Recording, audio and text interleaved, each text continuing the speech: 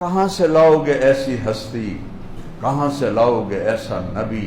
تو آپ اسی کرتے، اسی چادر، اسی لکڑی والی جوتے کے ساتھ پہلا آسمان، دوسرا، تیسرا، چوتھا، پانچواں، چھٹا، ساتواں، پھر پہلے آسمان پر آدم علیہ السلام کھڑے تھے استقبال کرنے کے لیے، اور دوسرے آسمان پر عیسیٰ علیہ السلام، یحییٰ اور زکریا، تیسرے آسمان پر یوسف علیہ السلام، چوتھے آسمان پر یونس علیہ السلام، پانچویں آسمان پر ہارون علیہ السلام، چھٹے آسمان پر موسیٰ علیہ السلام، ساتویں آسمان پر گئے، ایک شخص ملے ایسے بیٹھے ہوئے، سفید داڑھی، ناف تک آئی ہوئی۔ تو آپ نے پوچھا جبریل یہ کون ہے؟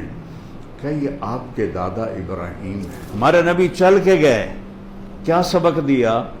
کہ بیٹا خاتم الانبیاء بھی ہو تو باپ کے پاؤں چھونے پڑیں گے۔ جب آپ قریب آئے نا تو ابراہیم علیہ السلام اٹھے، کہنے کہ میرا بیٹا آ گیا، ویسے ان کو سینے سے لگایا، ان کا ماتھا چوما، اس سے اوپر سدرۃ المنتہا۔